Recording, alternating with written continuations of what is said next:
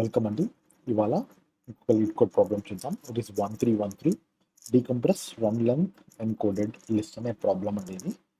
ఇది ఒక famous algorithm అండి. ఇది కంప్రెషన్కి వాడేవాళ్ళు, ఇప్పుడు కాదు. 1960s వాటిలో అనలాగ్ టీవీ సిగ్నల్స్ ఎప్పుడైతే డిష్ ఇవన్నీ వచ్చాయి, ప్లస్ సిగ్నల్స్ అవన్నీ డిజిటల్ మారిపోయాయి. కానీ అప్పట్లో అనలాగ్ సిగ్నల్స్ వాడినప్పుడు దీన్ని కంప్రెషన్ ఆల్గోరిథంగా వాడేవారు. దీని గురించి ఒక మంచి వికీపీడియా పేజ్ కూడా ఉందండి. మీరు ఒకసారి ఇంట్రెస్ట్ ఉంటే మీరు రన్ లెంత్ ఎన్కోడింగ్ అన్న సబ్జెక్ట్ని చూడండి. బేసిక్గా ఇది ఏం చేస్తుందంటే, ఫర్ ఎగ్జాంపుల్ ఈ స్ట్రింగ్ ఉందనుకోండి, దీన్ని ఇది లాస్లెస్ డేటా ఎన్క్రిప్షన్ అండి. మిగిలిన వాటిలో మనం డేటా పిక్స్ అన్నీ చూస్తే there is some form of loss. Okay, data అనేది లాస్ అనేది ఉంటుంది, but without losing the content ఆ డేటా లాస్ చేసి ఇస్తారు. కానీ దీంట్లో ఇది లాస్లెస్ ఫార్మాట్ అంటే ఏంటో చూపిస్తానండి. దీంట్లో ఫర్ ఎగ్జాంపుల్ స్టార్టింగ్లో చూస్తే ఇక్కడ 12 డబ్ల్యూస్ ఉన్నాయండి. ఎన్ని డబ్ల్యూస్ ఉన్నాయో కౌంట్ చేసి first item it will say the frequency, second A value అనేది. సో ఇది చూసినట్టుగైతే 12 డబ్ల్యూస్ అండి. ఇట కంప్రెషన్ తర్వాత 1B. So same thing 1B వచ్చింది. మళ్ళీ అగైన్ 12 డబ్ల్యూస్ రిపీట్ అయ్యాయి. తర్వాత 3B. సో ఇది చూసారంటే ఇంత పెద్ద టెక్స్ట్ని ఫ్రీక్వెన్సీ అండ్ వాల్యూ కాంబినేషన్లో రాస్తే ఇంత చిన్న ఫార్మాట్లో కంప్రెస్ అయ్యి వచ్చిందండి. దీన్ని మళ్ళీ ఎన్కోడ్ చేయొచ్చు. సేమ్ ఈ టెక్స్ట్ రావడానికి ఎన్కోడ్ చేయొచ్చు, ఎక్కడ డేటా లాస్ అనేది ఉండదు, రైట్? సో ఇది మనకి ఇప్పుడు ఎగ్జాంపుల్ ఆస్కీ క్యారెక్టర్స్తో చూపించిన దీన్ని బైనరీగా వాడేవారండి అప్పట్లో. So this was a very good encoding algorithm అనమాట. సో ఈ ప్రాబ్లం ఏంటో మనం క్విక్గా చూద్దాం. మనకి ఒక లిస్ట్ ఇచ్చారండి, సేమ్ ప్రాబ్లం ఇక్కడ ఎగ్జాంపుల్ చూద్దాం. క్వశ్చన్ చూస్తే కొంచెం కాంప్లికేటెడ్గా ఉంటుంది, కానీ మీకు ఎక్స్ప్లెయిన్ చేశాను కాబట్టి it is quite straight forward to follow. So నమ్స్ అనే లిస్ట్ ఇచ్చారు మనకి 1 2 3 4. 1 అనేది ఫ్రీక్వెన్సీ, 2 అనేది వాల్యూ. ఇందాక 12 అనేది ఫ్రీక్వెన్సీ, బి అనేది వాల్యూ చూసాం కదా, సేమ్ థింగ్ ఇక్కడ. ఇక్కడ ఏంటంటే 1 టైమ్ 2 రిపీట్ చేయాలి, 3 అనేది ఫ్రీక్వెన్సీ, 4 అనేది వాల్యూ. సో 3 టైమ్స్ 4 అనే వాల్యూని రిపీట్ చేస్తాం. ఇది ఈ సేమ్ కంటెంట్ ఇలా ఇచ్చారండి. అలా విడివిడిగా తీసుకున్నాక సో మనం బేసిక్గా ఏం చేయాలంటే, ఇది ఒక్కొక్కసారి రీడ్ చేసి లూప్లో ఈ వాల్యూని రైట్ చేసి ఇవన్నీ కన్కాటినేట్ చేసి ఒక సింగిల్ రిజల్ట్ అనే దాంట్లో కన్కాటినేట్ చేసి రిటర్న్ చేయాలండి. అది మన ప్రాబ్లం. సో ఇప్పుడు మనం లూప్స్ ఇవన్నీ చూసాం కాబట్టి it will be quite simple and straight forward for us. ఇక్కడ మనం చూడాల్సింది మెయిన్గా ఏంటంటే, లూప్ రన్ చేస్తున్నప్పుడు we have to run increment అనేది 1 కాదండి, +1 కాదు, ఇంక్రిమెంట్ అనేది +2 అవుతుంది.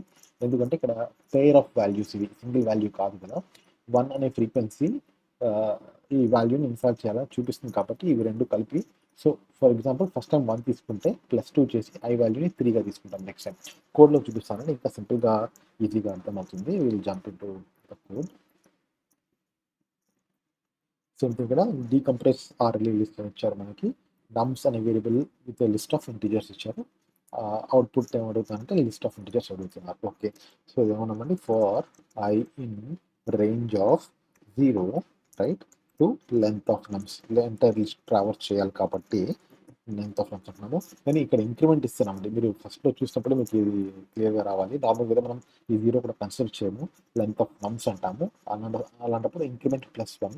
ఇప్పుడు మనకి +2 కావాలి కాబట్టి ఇంక్రిమెంట్ కూడా మెన్షన్ చేస్తున్నాను. ఓకే, ఇలా ఉన్నప్పుడు ఏం చేయాలి, we will consider. Okay, even before this నేను ఒక అవుట్పుట్ రిజల్ట్ అనే లిస్ట్ని ఇనిషియేట్ చేస్తాను, ఎందుకంటే అది మనం వాడాలి కాబట్టి. దానికే అపెండ్ చేయాలి, కన్కాటినేట్ చేస్తాం కాబట్టి.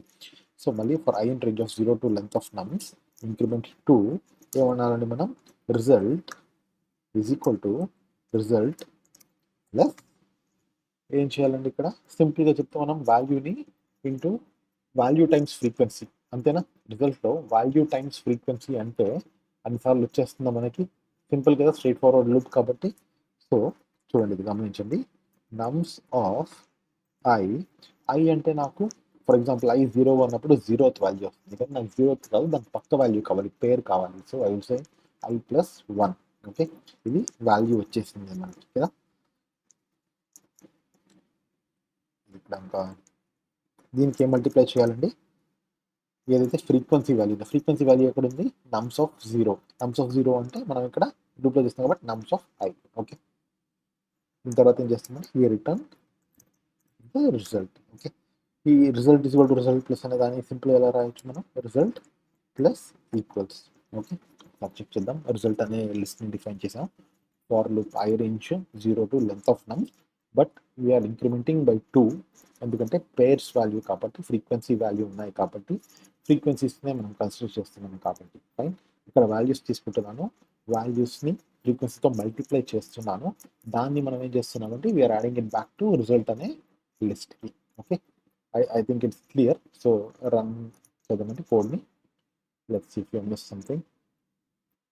if it works fine. Okay, it got accepted. Test cases కూడా రన్ చేస్తాను. Extra use example test cases I think already చేశాను అనుకుంటానండి.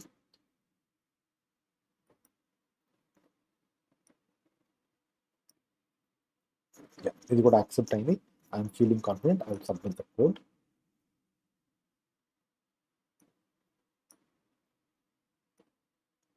ఓకే అండి, this got accepted. It's only 5.5% Python online submissions కంటే ఫాస్ట్ అది, but it's at some progress. That is fine అండి. మనం ఒక స్ట్రింగ్ కంప్రెషన్ అనే మెథడ్ని చూసాం. ఓకేనా, I hope this was helpful. మీకు కనుక డౌట్స్ అని ఉంటే కింద కామెంట్స్లో పెట్టండి. I will try to answer them to the best I can. Thank you for your time. జై హింద్.